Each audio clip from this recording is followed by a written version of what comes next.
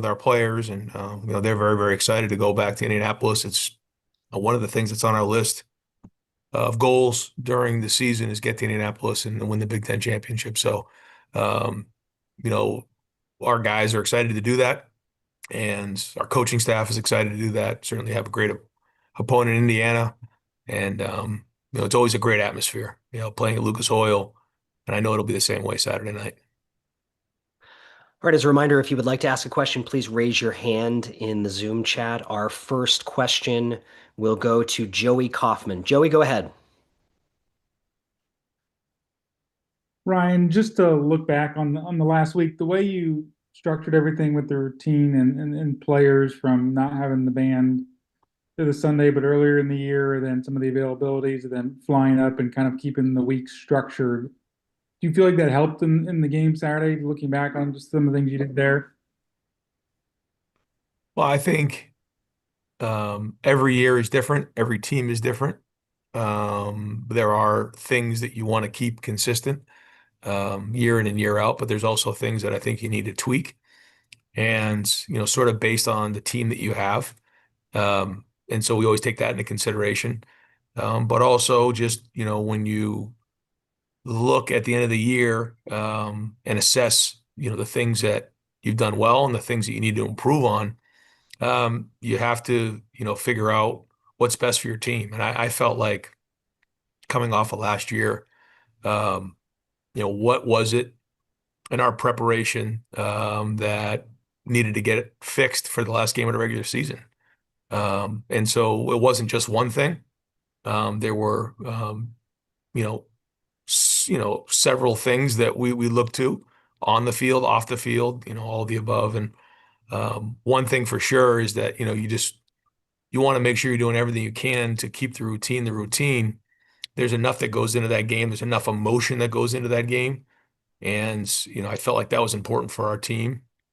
And, from when there was senior tackle to, the band coming on Sunday night to Thanksgiving to taking the bus up there, I just felt like there were just a lot of things that were different and, may have thrown us off on our routine.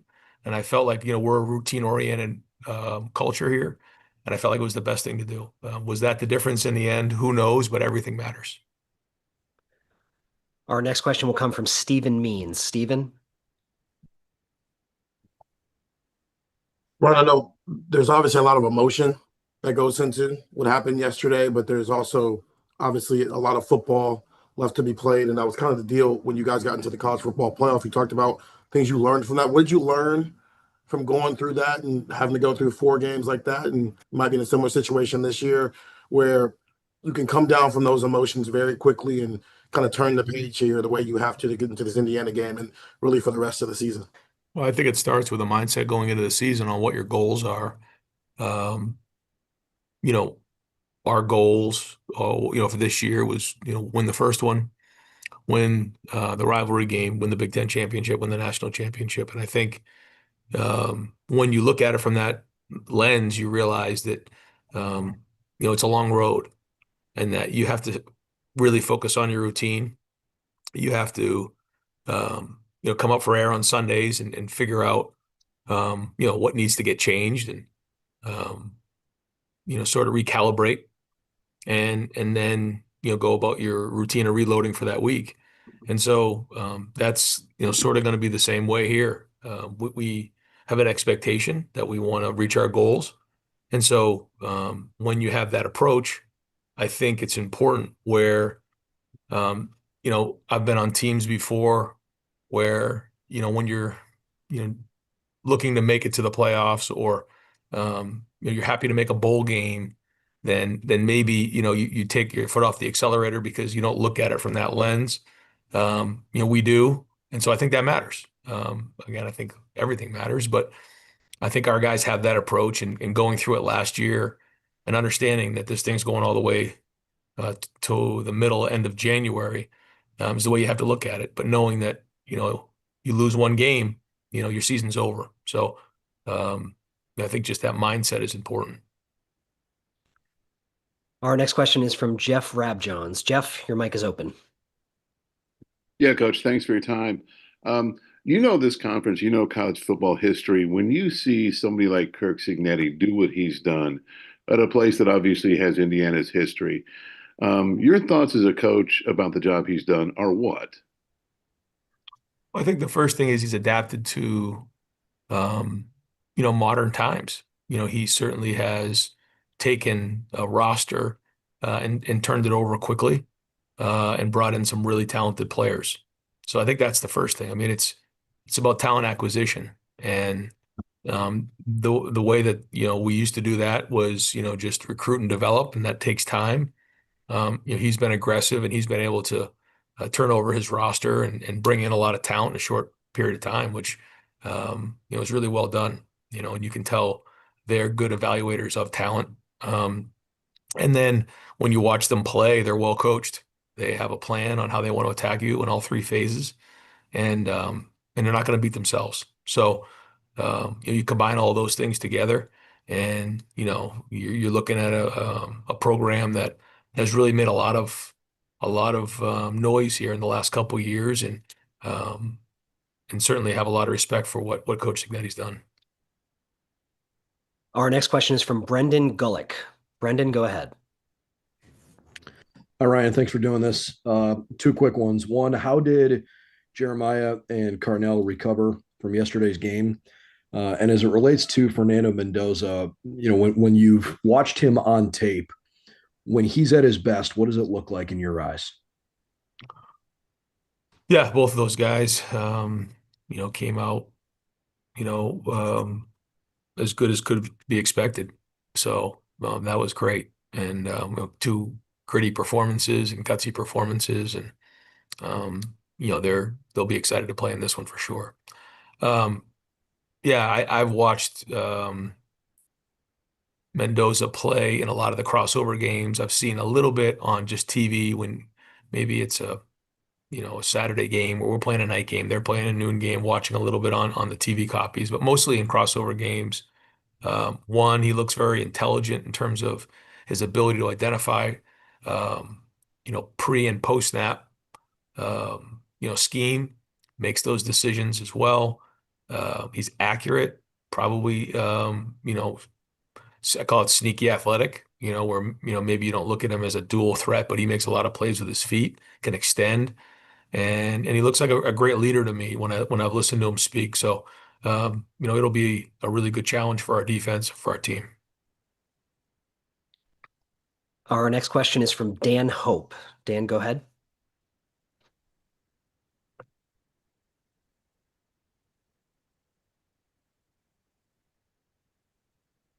Dan?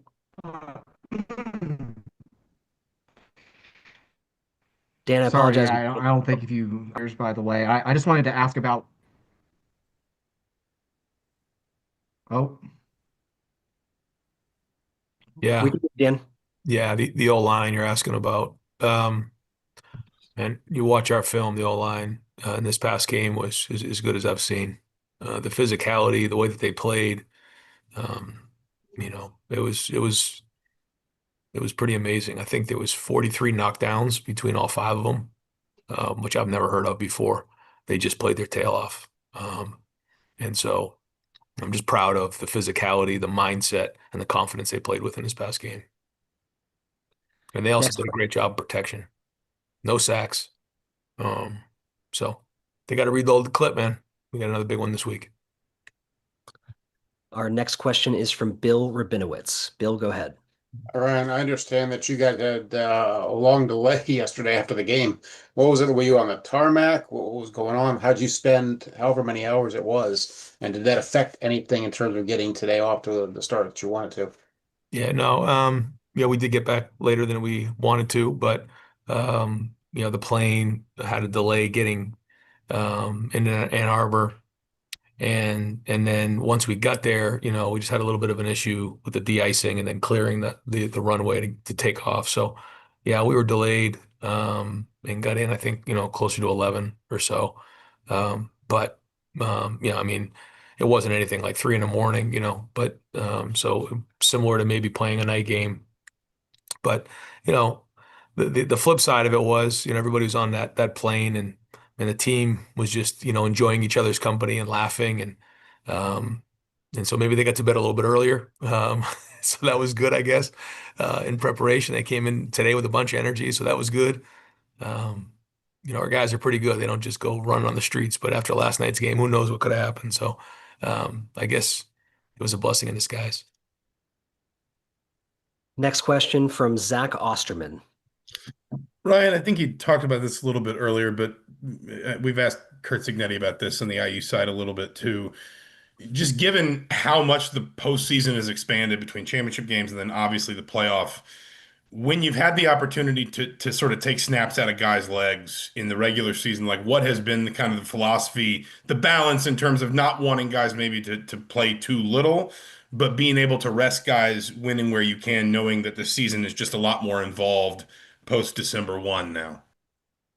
Yeah, for us, it was sort of in our style of play, just the number of snaps. I think our defense played 44 snaps again this week. So that was great.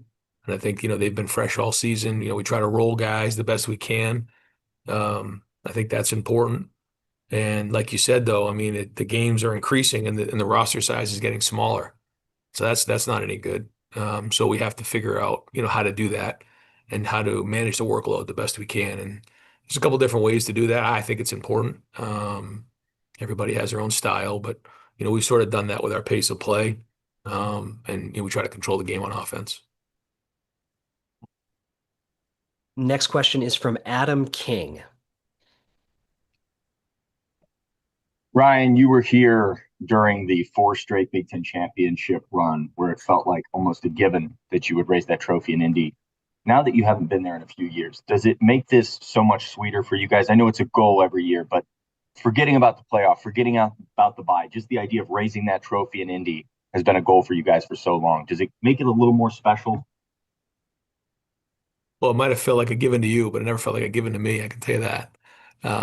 This conference is a good conference, and every year it gets better and better. And now the fact that there's 18 teams in it from coast to coast, it's harder and harder to win the conference.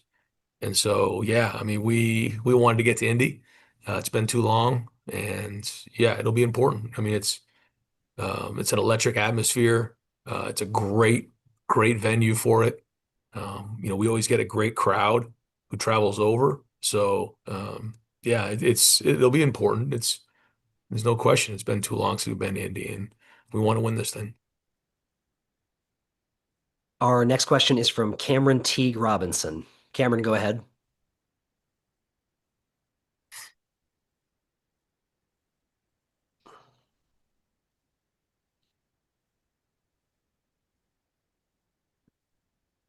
All right, Cameron, we'll try to come back to you. Our next question in that case will come from Doug Lesmerisis. Hey, Ryan, you stated a couple times this Big Ten championship is a goal for you guys, but it is between your rivalry game and the college football playoff.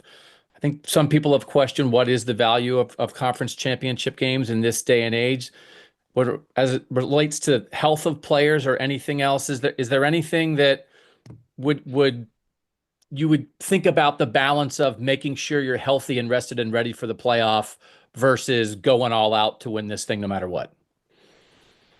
I've said before that I think it's something that we need to consider just how it plays into the playoffs and what it means. I do think I think so. But I think important for us right now is like we want to be the 1 seed going in to the playoffs, and that's what we're fighting for. So I do hear what you're saying, but I think it's also important to be the 1 seed. And so here we are, and that's what we're going to be playing for here, and that's the focus. But I do think it's important for us to be thinking about how this game does affect the playoffs and making sure that it's in alignment and it makes sense, because I think it's a big deal, and I think winning your conference is a big deal. You think about in other, like in the basketball tournament, it's an automatic qualifier, which is great, but it should mean something. And and I think it does. So, but I do think, if, it's going to stay the way it is at 12 or if it's going to expand, we just need to make sure that it's all in alignment. And then, is there a situation where, 3, 4, 5, and 6 in the conference also play during this weekend? I know that's something that has been thrown out before that I think makes sense. It's one more game for us to play. When you think about last year, we didn't play in this game, and then went on to win the national championship. So, but then, if you win it, you get a bye. So there's a lot to consider, but not really focused on that right now. More focused on winning the game and being the 1 seed.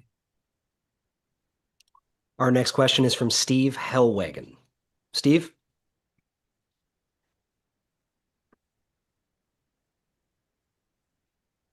Yeah, Coach, if you can hear me, Indiana last year, somewhat of a novelty, and maybe the moment was too big for them when they played you guys at Ohio Stadium and you beat them by 3 touchdowns.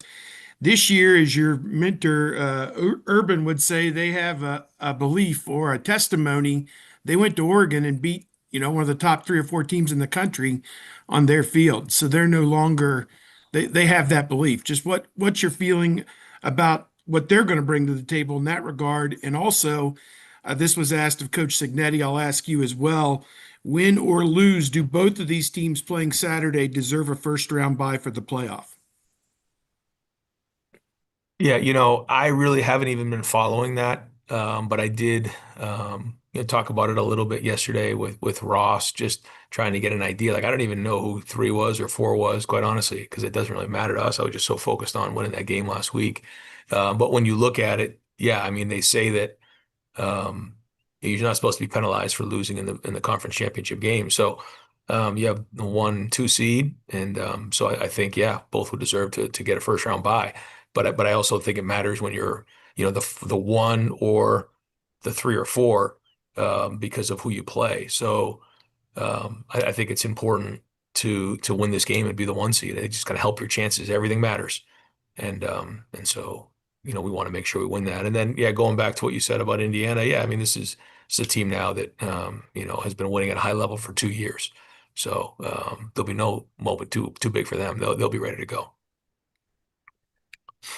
Coach, our next question comes from Stefan Kreisnik. Hey, Ryan, right before you got on here, we were speaking with Coach Cignetti, and he said that you're going to be remembered one day as one of the legends of college football. What's your reaction to hearing that from him, and what do you feel like he's added to the Big Ten since joining the conference? Well, that's quite a compliment, but and I appreciate him saying that. I'm not too sure what to think of that. I don't got a lot of football to coach before any of those type of conversations. But I think the one thing about Coach Cignetti, one, he grew up in a football family, and I sort of have like a respect for the way he grew up when I watch my son RJ, and he's the son of a coach and everything that comes with that, and he just has a feel for the game. And when you grow up around this profession, you understand what it's supposed to look like. You understand people, you understand situations, and that's the way he is, and that's the way he coaches. And you can see that based on how quickly, he's turned things around in Indiana, but also, he's won wherever he's been. I know people, laugh about, some of the comments he makes about Google him and all that, but it's true. And he's been around football his whole life, and it just makes sense to him. He's been around it, been around winning football, and you certainly, you see the guys on his staff, they stay with him for a long time, and that says a lot about your culture when your coaches want to be with you and stick with you. So I got a lot of respect for him as well, and certainly now. It's been great to, see him as a competitor in the conference in such a short period of time. Our next question is from Kyle Babcock. Kyle? Hey, Coach. This year's team is ranked #1, last year national champion. How similar, how different are these teams from last year to this year, but with the expectations being high? It's a different team. I had I have some coaches and friends and folks who stop by preseason camp, and um, after the practice is over, I just get over and say, man, what do you think about this group? What do you see? They spend a day with me and then just give me some feedback on what they see. And you know, it was interesting. Like several of them said, this team's going to be good. This team's going to be really good, but they're different. They're different than the team you had last year.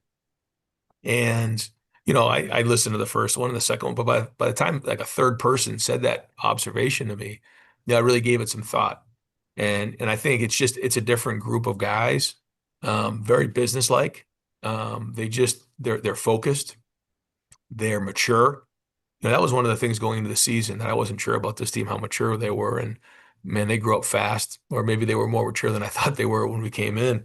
Um, they're talented, they're tough, they're smart, and they care about each other. So it's a great group to be around. I'm grateful to be around these guys every day. I think we have a great coaching staff. They work well together. There's good chemistry there. Um, but we talked about in our team meeting today, like, all right, regular season's over. Now it's time to go. And, I said last week we're playing for hardware, so we got our gold pants last week, and now we're looking to get the Big Ten, championship and then go on from there. So I think these guys understand that. And that's the other part about this team that I think is good because, they saw what happened last year. They saw the run that we went on. They saw what it takes. Some of those guys were a part of it. And now they want to be the first team to, win back-to-back national championships in Ohio State history. But the focus right now is putting ourselves in a situation to be the 1 seed by winning the Big Ten championship. Got time for a couple more. Our next question is from Tony Gerdeman. Ryan, with the scouting of Indiana, how far back have your QC guys started on Indiana? And I guess when did what time did your Sunday begin to start catching up on the Hoosiers? Well, we had a little too much time on the plane last night, so we were able to get a little bit of a head start, more than I expected. We were able to kind of put the film to bed of yesterday before we took off, and then started on these guys today. But we also were meeting with our players and going to keep the same routine. So this is going to be just like an away trip for us. And we need to get on the issue. The issues are still there. Getting on the film. A lot of guys graded out a champion. A lot of guys did their job at a high level, but the issues are still there. And as we continue to go down the road and the competition continues to increase and we find ourselves in these matchup games, the issues are going to come to the forefront if we don't get them fixed. So we're going to make sure that we do this the right way, continue to stay with the same format we've been on. But certainly our focus now is on Indiana. Our next question is from Nick Hamilton. Nick, go ahead. Hey, Coach. Wanted to ask you just about Matt Patricia and how much you've seen him just really transform this defense to a top-notch defense, and be able to bring that ferociousness that you guys have had throughout the course of the season. Yeah, I mean, I think it's pretty clear to anyone close to the program that he's done a great job early on of building relationship with the players. And as the season's gone on, it's only fortified itself more.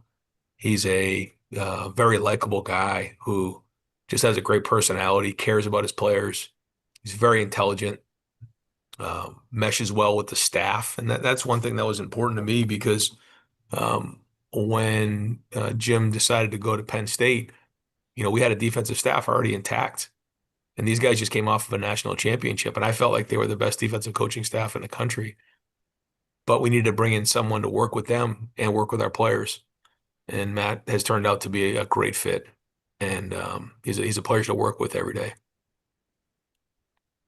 Next question is from Jeff Gilbert. Jeff?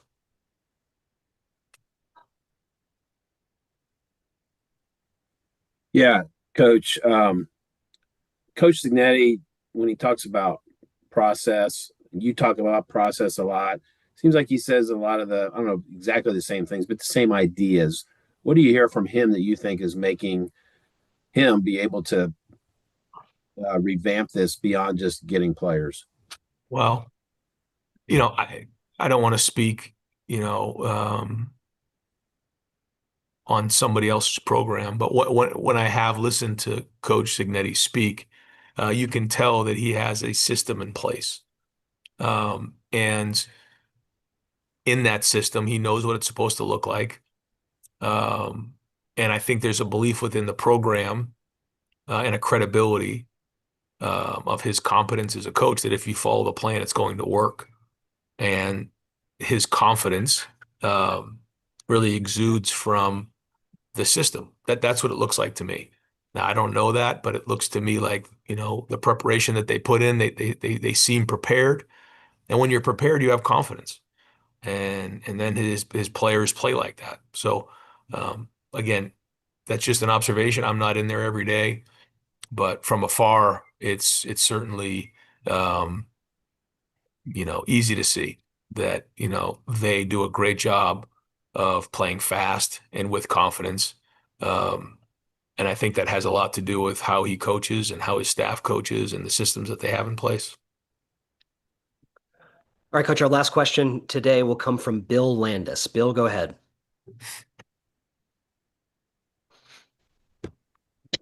Hey, Ryan. When it comes to Matt Patricia, and the defense having to make some adjustments, just what is he like on the sideline, and what is your assessment of his communication with players and staff as they're trying to get things figured out on the fly during a game? Elite. Elite. He loves having that iPad. They don't have that in the NFL. He's like, this is unbelievable. I get to watch the plays after each drive. So he's a happy dude. I think the thing is when things are going well, okay, we talk about that. But when things don't go well, or something hits, or there's a breakdown, an explosive play, whatever it might be, he has the answers why.